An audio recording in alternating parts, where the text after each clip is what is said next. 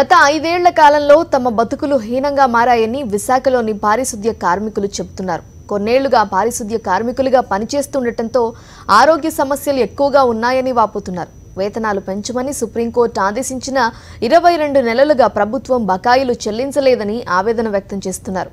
అసలు పారిశుద్ధ్య కార్మికులు ప్రభుత్వం నుండి ఏం కోరుకుంటున్నారు? వారి మేనిఫెస్టో ఏంటి? ఎలాంటి నాయకుడిని కోరుకుంటున్నారు? ఆ ప్రతినిధి శ్రీదేవి అందిస్తారు.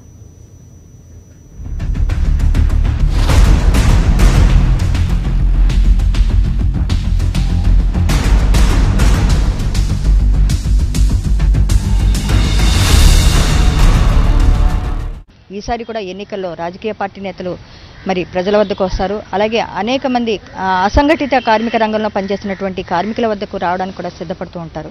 మరి ఆ నేపథ్యంలోనే మనకి పారిశుద్ధ్య కార్మికులు తెల్లారి లెగిస్తే చాలు, ఇతర లేవకను ముందే వీళ్ళంతా కూడా వీధిలోకి వెళ్ళి చెత్తలతోనే వీళ్ళంతా కూడా జీవనాన్ని సాగిస్తూ రాత్రి పడుకునే వరకు ఆ చెత్తల మధ్య వీళ్ళ బతుకు పోరాటం సాగిస్తూ ఉంటారు. మరి వారి యొక్క బతుకులు బాగు చేసేటువంటి నాయకులు వస్తారా, లేదంటే వారి యొక్క అభిప్రాయాలు ఏ విధంగా ఉన్నాయి, రాబోయే ఎన్నికల్లో ఎలాంటి ప్రభుత్వాన్ని కోరుకుంటున్నారు, ఎలాంటి నాయకత్వాన్ని వీళ్ళు కోరుకుంటున్నారో అడిగి తెలుసుకునే ప్రయత్నం చేద్దాం. ముందుగా ఈ 5 ఏళ్ల పాలనలో వాళ్ళ యొక్క సమస్యలు పరిష్కారం అయ్యాయా లేదా, అవి ఏ స్థాయిలో ఉన్నాయో అడిగి తెలుసుకునే ప్రయత్నం చేద్దాం. చెప్పండి, మీ పేరేంటి? కొండమ్మ. ఎన్నాళ్ళ నుంచి మీరు ఇక్కడ? 18 సంవత్సరాలు అవుతుంది. 18 ఏళ్ళు మీరు పారిశుద్ధ్య కార్మికురాలుగానే ఉన్నారు. మీరు ఎంత జీతంతో మీరు ఇక్కడ చేరారు? 900 జీతంతో జాయిన్ అయ్యాము. ఇక్కడ ఏరేస్ డబ్బులు ఇస్తామన్నారు, ఇప్పటికి వచ్చి ఇవ్వడం లేదు. ఇయాస్ హాస్పిటల్కి వెళ్ళా సరే పట్టించుకోవడం లేదు. ఒక 4-10 సార్లు అలా తిరిగితేనే కానీ పట్టించుకోవడం లేదు. వెళ్తే కూర్చో అమ్మ నాపలు అక్కడికి వెళ్ళి అండం తప్ప సరిగ్గా వెళ్ళగాలి పట్టించుకోలేదు. అలాగని తిరగలేక ఉండలేక ఇంకా ప్రైవేట్ హాస్పిటల్ అంటే చూపించుకోవడం, అప్పులు చేసి ఇలా చేసుకోవడం అవుతుంది. రోజుకి ఎన్ని గంటలు పనిచేస్తారు? రోజుకి తెల్లవారు 6 ఇన్నాళ్ళైతే 6:30 వరకు టైం ఇచ్చేవారు ఒకప్పుడైతే. ఇప్పుడు ఏంటంటే మరి అధికారం పెరిగిపోయి మరి ఏంటో తెలియదు కానీ 6 అయితే మరి చాలు, మచ్చరలేదు అనేసి అంత ఏతనేతను పరిగెని సరే ఆటోలు దొరకపంచారు పరిగెట్టుకు వచ్చినా సరే తలుపులు వేసేయడము, అధికారులు ఆపేయడము అలాంటివన్నీ జరుగుతున్నాయి మేడం. ఇన్నాళ్ళైతే 6:30 వరకు టైం ఇచ్చేవారు, వండుకొని చేసుకొని మంకడికి అలాగ వచ్చేవారు, సరిపోయేది. ఇప్పుడు అలా కాదు, ఆ పోతాక వారికి ఆఫీస్ కట్టేయడము, మీరు వెళ్ళిపోండి అమ్మ మీకు ఆబ్సెంట్ అనేసి ఎర్రింగులతో ఇంకీళ్ళు రాజారకులాగా మాట్లాడి అయినారు మేడం. మీరు ఎక్కడ పనిచేస్తున్నారమ్మా? మేము శివాజీ పార్క్ అండి, ఇక్కడ ఈ వార్డు.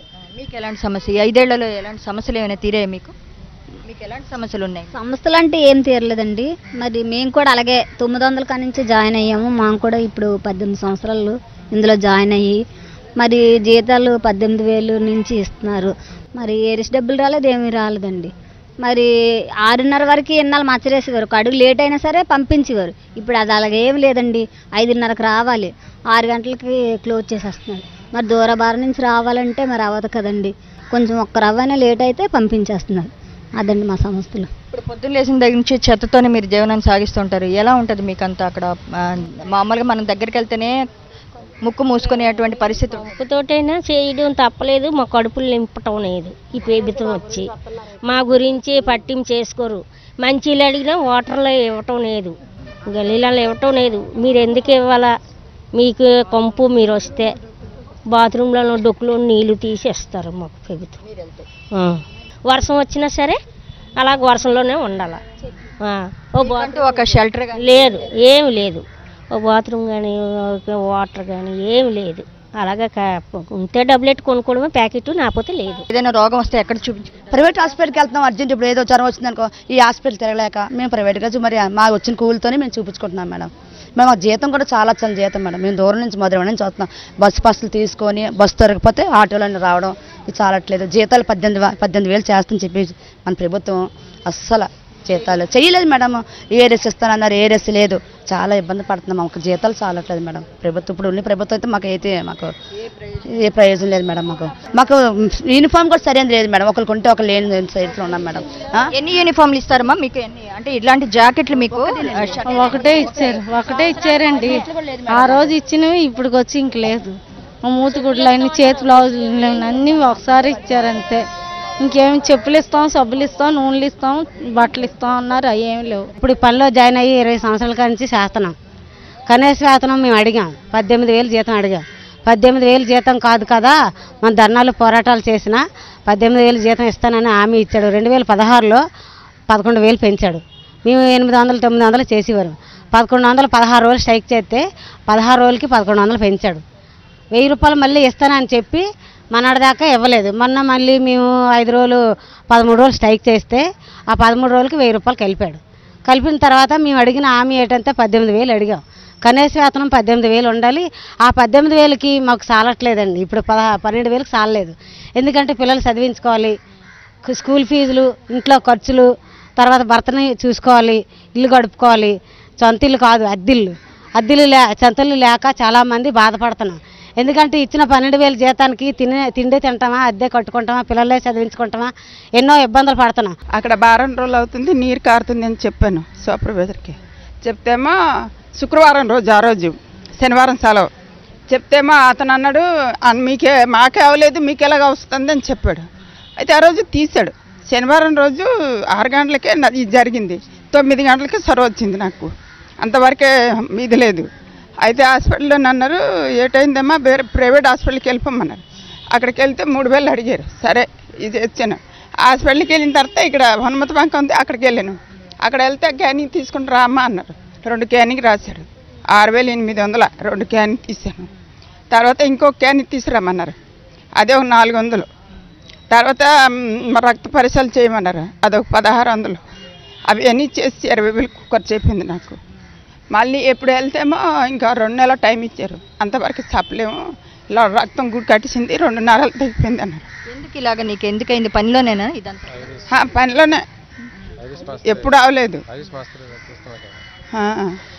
అయితే ఇప్పుడు ఇన్స్పెక్టర్ రాబరా చెత్త వల్లనా లేకపోతే మస్తర్ వేసినప్పుడు ఐరిస్ వల్లనా? కళ్ళుకి తీసినప్పుడు, ఐరిస్ తీసినప్పుడు అప్పుడే జరిగింది. మరి చెత్తల వల్ల అయితే నేను 10 సంవత్సరాల నుంచి పని చేస్తున్నాను. అప్పుడు తీయాలి కదా, ఎప్పుడు రాలేదు. ఇన్స్పెక్టర్కి చెప్తే ఇన్స్పెక్టర్ పట్టించుకోలేదు. ఒక రోజు కూడా ఫోన్ చేయలేదు. సూపర్వైజర్ పట్టించుకోలేదు. ఇతను వచ్చేసి ఫోన్ చేయడం మొదలుపెట్టి వాళ్ళే పట్టించుకోలేదు అసలు. ఇప్పుడు ఎంత వస్తుంది కటింగ్లు పని జీతం ఎంత వస్తుంది? 10,000 వస్తుంది. మరి 20,000 పెట్టి నువ్వు ఎలా నయం చేసుకున్నావు? ఏం చేసావు అసలు? మళ్ళీ నీకు ఇంకా రిపోర్ట్ కూడా పూర్తిగా రాలేదంట. రాలేదు. మరి ఏం చేయాలి? 20,000 ఎలా సమకూర్చుకున్నావు? అది అప్పు చేశాను. 2 లక్షల రూపాయలు అప్పు అయిపోయింది. ఇప్పుడు డ్యూటీ చేయగలుగుతున్నావు? మరి ఒక కన్ను పూర్తిగా మూతపడిపోయింది. చేయలేదు, ఇప్పుడు వెళ్ళట్లేదు. మరి ఎలా కుటుంబం ఎలా జరుగుతుంది? మా భార్య భర్త ఉన్నాము ఇద్దరము. మా ఆయన కూడా చూసుకుని ఉండిపోతాడు. అది చాలా వాసన వస్తుంది. మేమే కూడా ఉండలేక వాంతి వచ్చినట్టు అయిపోద్ది. మొన్న అయితే అలాగా చూసి బాగా ఏటి నీరసంగా ఉంది అనుకొని నాకు గుండెలని కొద్దిగా ఆయాసంగా వచ్చినట్టు, నొప్పి వచ్చినట్టు, అసలు మాట ఆడినట్టుగా అలాగా అయిపోయింది పండగ వెళ్ళాక. అయితే హాస్పిటల్కి వెళ్తే అన్ని స్కానింగ్లు చేశారు. అపోలోకి వెళ్ళాం, ప్రైవేట్ హాస్పిటల్కి వెళ్ళాము. అపోలోకి వెళ్తే అన్ని స్కానింగ్లు అవి అన్నీ చేశారు.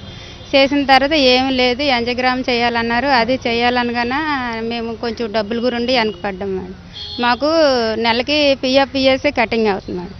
కటింగ్ అయితే మాకు చెప్తే మా వాళ్ళు అన్నారు పిఎఫ్ మనకు కటింగ్ అవుతుంది కదా, ఈఎస్సీ ద్వారాగా మనం చూపించుకుంటే మంచిది, ఏమైనా డబ్బులు ఖర్చు అయితే వాళ్ళు భరాయిస్తారు కదా అలాగని చెప్పేసి అన్నారు మేడం. అంటే ఒక రోజు వెళ్తే రెండో రోజు వెళ్తే మూడో రోజు అలా తిప్పించి ఎలాగా చేశారు. మొత్తానికి ఆ టెస్ట్ చేశారు.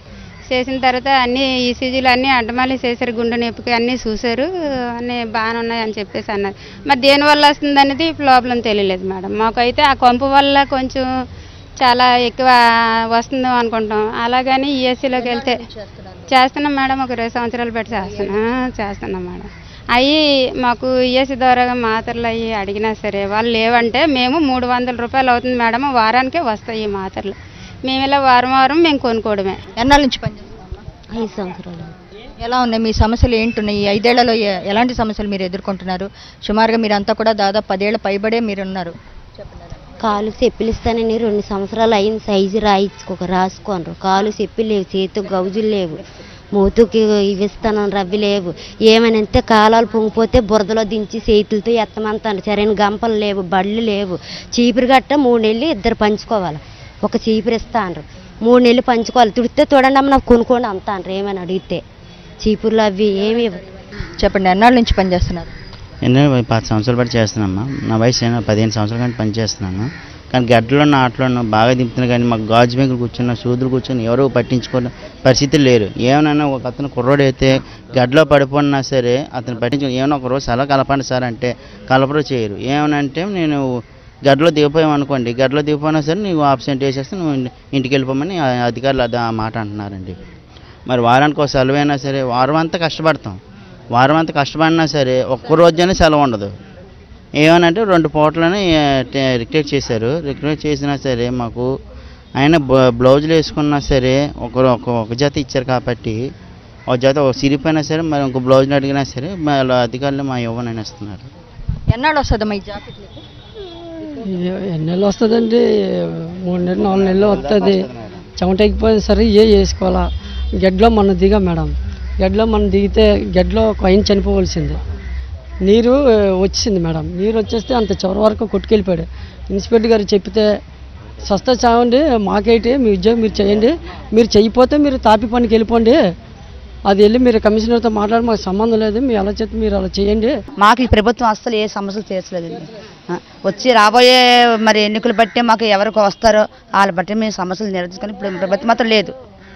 మాకు ఒక్కటి ప్రభుత్వంలో మాత్రం మీకు ఏం చేయలేదు మేడం, ఏం చేయలేదు మేడం. ఈ ప్రభుత్వం మాకు అసలు ఎన్ని అడిగినా ఎన్ని మేము సమ్మెలు చేస్తారో మాకు లేదు మేడం, ఏం చేయలేదు. పర్మనెంట్ వాళ్ళు అదే పని చేస్తుంటారు మేడం, మేము అదే పని చేస్తున్నాం. మరి వాళ్ళకి అంత ఎక్కువ జీతం పెట్టి మాకు ఇంత తక్కువ జీతం పెట్టి మేడం, మేము అదే పని చేస్తున్నాం కదా, మరి ఇది ఎక్కడ న్యాయం? గవర్నమెంట్ అది కూడా ఆలోచించాలి కదా. వాళ్ళకి అన్ని హక్కులు ఉంటాయి మేడం, సెలవులు ఉంటాయి, లీవ్ జాతరలు ఉంటాయి, అన్నీ ఉంటాయి. మాకేమండి ఒక పూట వస్తే మస్తరి లేకపోతే లేదు, అదే పని చేస్తున్నాం మేము కూడా. ఏడాది పొడవునా చేయవలసిందే మేడం, వస్తే కూలు లేకపోతే లేదు. గతంలో మీకు ఇక్కడ మనకి మురళీనగర్లో కానీ ఇక్కడ HSBC దగ్గర కానీ మన కార్మికులు కొంతమంది చనిపోయారు. అటువంటి మీకు అందరికీ తెలుసు, ఎలా జరిగిందో అన్నది కూడా తెలుసు. మీరు చెప్పిన పద్ధతి ప్రకారం చూసుకుంటే డ్రైనేజ్లో దిగడం, గాలి అదే ఆక్సిజన్ అందక చనిపోయారు. అటువంటి కుటుంబాలకు ఏమైనా పరిహారం అందుతుందండి? అందట్లేదు మేడం, ఏది అందట్లేదు మేడం. ఎన్ని ధర్నాలు చేసినా అందరి అధికారులు అసలు పట్టించుకోవట్లేదు మేడం. ఏమనంటే మాత్రం దిక్కున్నతో చెప్పుకోండి అంటున్నారు. ఏంటి మరి పరిస్థితి? ఈ అధికారులు అనకూడదు కానీ మమ్మల్ని ఇబ్బంది పెట్టడం తప్ప న్యాయం చేయిందని ఎవరు లేరు మేడం. నాయకులు ఉన్నారు కానీ మన యూనియన్ ఉంది కాబట్టి అలా పోరాట చేస్తుంది కాబట్టి వాళ్ళు బట్టి మేము ఇలా ఉన్నాం మేడం.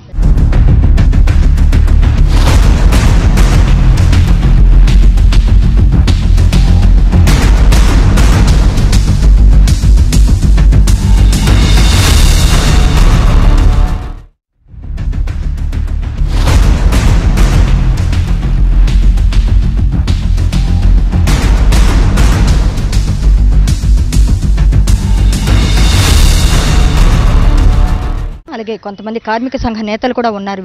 వీళ్ళని కూడా అడిగే ప్రయత్నం చేద్దాము. ఇప్పటివరకు వీళ్ళు దాదాపుగా పారిశుద్ధ్య కార్మికుల తరఫున 20 ఏళ్లకు పైగా పోరాటం చేస్తున్నారు వీళ్ళు.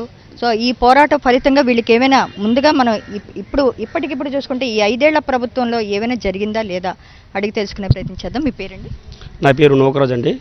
ఎలా అండి ఈ 5 ఏళ్ల ప్రభుత్వం ఎలా ఉంది, మీకేమనిపిస్తుంది? ఈ 5 ఏళ్ల పాలనలో మేము చూసుకునేసరికి పారిశుద్ధ్య కార్మికులు బతుకులు ఇంకా హీనంగా తయారయ్యాయి తప్ప ఎవరికి కూడా మెరుగు అనేది మాత్రం లేదు. ఎందుకు అంటే అంతకుముందు అయితే మేము డైరెక్ట్గా GVMC జీతం ఇవ్వకపోయినా ఇంకొక SLF ద్వారా ఎవరి ద్వారా జీతం వచ్చేది. కానీ ఈ మధ్యలో 2005వ సంవత్సరంలో జనవరి 12వ తేదీని 279 అనే జీవో తీసుకొచ్చి ఉన్న మున్సిపాలిటీలన్నింటినీ కూడా కాంట్రాక్ట్కి అప్పచెప్పాలని చెప్పని ఈ ప్రభుత్వం కంకణం కట్టుకొని అప్పటి నుంచి కూడా ఉండే కొన్ని మున్సిపాలిటీల్లో 110 మున్సిపాలిటీల్లో మేము చూస్తూ ఉన్నాం. 110 మున్సిపాలిటీల్లో కూడా కొంతమంది కార్మికులు ఆపేయడము, ఎవరైతే కాంట్రాక్ట్ ఉన్నాడో కాంట్రాక్ట్ దగ్గర వేసుకోవడం, వాళ్ళ PFలు కానీ ESIలు కానీ ఏమి కూడా కట్టకపోయినా సరే స్వయాన చంద్రబాబు నాయుడు గారు వెళ్ళే రోడ్డు ఏదైతే ఉందో బందర్ రోడ్లో వేరే కాంట్రాక్ట్కి ఇచ్చేస్తే 4 నెలల జీతం పట్టుకొని కాంట్రాక్ట్ పారిపోతే వాడి మీద చర్యలు తీసుకోలేదు, కార్మికులు జీతం ఇవ్వలేదు.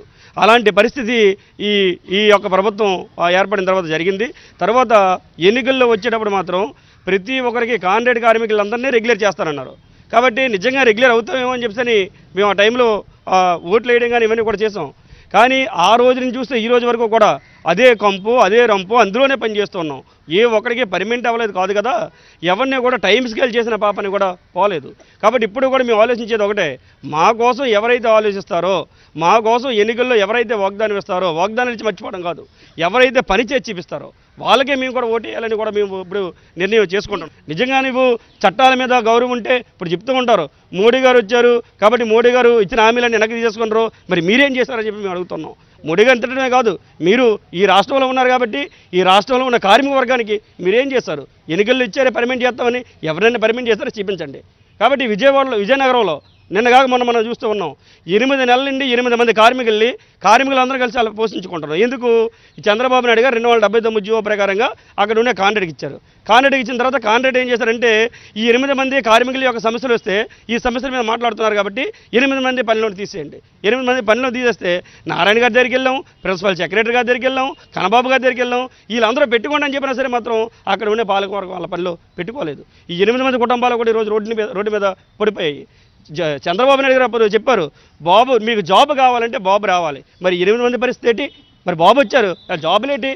బాబు గారు వచ్చిన తర్వాత మా జాబులు పోనాయి. వాళ్ళు చెప్పేది అదే చెప్తున్నారు, బాబు గారు వచ్చిన తర్వాత మా జాబులు పోనాయి. కాబట్టి మళ్ళీ బాబు గారిని రప్పించుకోవాలా, ఉన్న జాబులు తీయించేసుకోవాలా అని మా వాళ్ళు అర్థం చేసుకుంటున్నారు. మున్సిపల్ కార్మికులకి వాళ్ళ సమస్యల మీద పోరాడి వాళ్ళకి రెగ్యులర్ చేయడానికి, వాళ్ళకి జీతాలు పెంచడానికి, వాళ్ళకి అన్ని సౌకర్యాలు కల్పించే వాళ్ళకి అలాంటి వాళ్ళ మేనిఫెస్టోలో పెట్టి మా సమస్యల మీద, మా యొక్క ఉద్యోగాల భద్రతల మీద ఎవరైతే ముందుకొచ్చి మాకు సపోర్ట్ చేస్తారో వచ్చే ఎన్నికల్లో వాళ్ళకి మా పారిశుద్ధ్య కార్మికులందరూ సపోర్ట్ చేస్తాం. మరో కార్మిక సంఘ నేత ఉన్నారు, చెప్పండి. ఇప్పుడు ప్రజెంట్ వీళ్ళంతా కూడా మేనిఫెస్టో ఎలా ఉండాలో అన్నది చెప్తున్నారు. సో కార్మిక సంక్షేమం కోసం వీళ్ళంతా కూడా ఎవరైతే మేనిఫెస్టోలో పెడతారో వాళ్ళకి మాత్రమే మద్దతు, వాళ్ళకి మాత్రమే ఓటు అంటారు. మీరేమంటారు?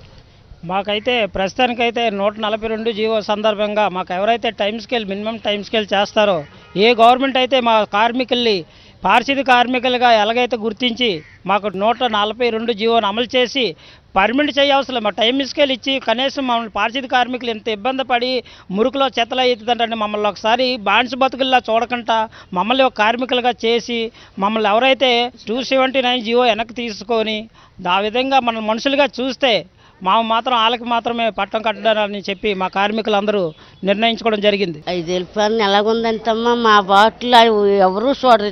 జబ్బులు అయిపోయిన వాళ్ళు ఉన్నారు, సూదులు గుచ్చుకొని పాడైపోయిన వాళ్ళు ఉన్నారు. ఈ చెత్తలు తీసి ఈ రోడ్లు తుడిచి అలాంటప్పుడైనా ఏ చంద్రబాబు నాయుడైనా ముందుకు వచ్చి ఈ పేదని చూస్తాను. ఎవరు మాత్రం తెలియదట, మున్సిపాలిటీ వాళ్ళకి ఎవరో తెలియదు అంటాడు. మరి ఎవరో తెలియక నిన్ను 18 సంవత్సరాలు కష్టపడి పనులు చేసి పాటలు చేసి తొక్కులు ఎత్తి పేడలు తీసి అన్నీ కూడా సాధిస్తాను. అదే ముఖ్యమంత్రి వైజాగ్ వస్తే మీరు 24 గంటలు పనిచేస్తుంటారు, 24 గంటలు రోడ్లు తుడుస్తూ అప్పుడు ప్రతి రోడ్డుకి ఆడతారు. రాత్రి 9, 8 అయిందాక అతను వచ్చి వెళ్ళిపోయిన వరకు రోడ్లు అంటే ఉండాలి. ఆ చీపులు కొట్టుకొని గెంజాండ్రు కొడగాండ్రు, అసలు ఏ ఇన్స్పెక్టర్ అని వీళ్ళు రోడ్ల మీద ఉన్నారు. ఈ భోజనాలు తినమ్మన్న 10, 5 ఇవ్వడం కూడా లేదు మాకు. ఇప్పుడు మళ్ళీ ఎన్నికలు వస్తున్నాయి, మరొక నెల రోజులు కూడా లేదు. ఏం చెప్పబోతున్నారు మీరు? ఎలాంటి నాయకుడు కావాలి? మాకు మంచి నాయకుడు వచ్చి మమ్మల్ని చూసి మమ్మల్ని ఆదరించిన బాబుకే ఓటు, అంతే. ఇంకెవరికి మేము ఓటేయము. చంద్రబాబు నాయుడికి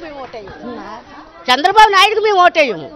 మమ్మల్ని ఆదరించినోడు, మమ్మల్ని చూసినోళ్ళు, మా కష్టం సుఖం ఎత్తుకున్నోడు బాబుకే ఓటేస్తాం, ఖచ్చితంగా ఓటేస్తాం. కార్మికుల సంక్షేమాన్ని ఏ నాయకుడు పట్టించుకుంటాడో, కార్మికుల మధ్యకు ఏ నాయకుడు వెళ్తాడో అటువంటి నాయకుడికి మా మద్దతు, మా ఓటు అంటున్నారు వీళ్ళంతా కూడా.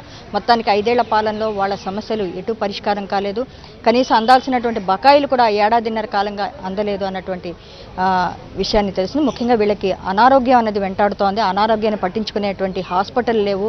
అలాగే ఏవైతే కనీస సౌకర్యాలు కల్పించాలో అటువంటి సౌకర్యాలు కూడా వీళ్ళకి యాజమాన్యం జీవీఎంసీ కల్పించలేదన్నటువంటిది వీళ్ళ నుంచి వస్తున్నటువంటి ప్రధానమైనటువంటి డిమాండ్. మరి మొత్తానికైతే మాత్రం పారిశుద్ధ్య కార్మికుల మేనిఫెస్టోకి సంబంధించి ఇది ఈనాటి కథనం. వీడియో జర్నలిస్టు సుధాకర్తో శ్రీదేవి, సాక్షి టీవీ, విశాఖ.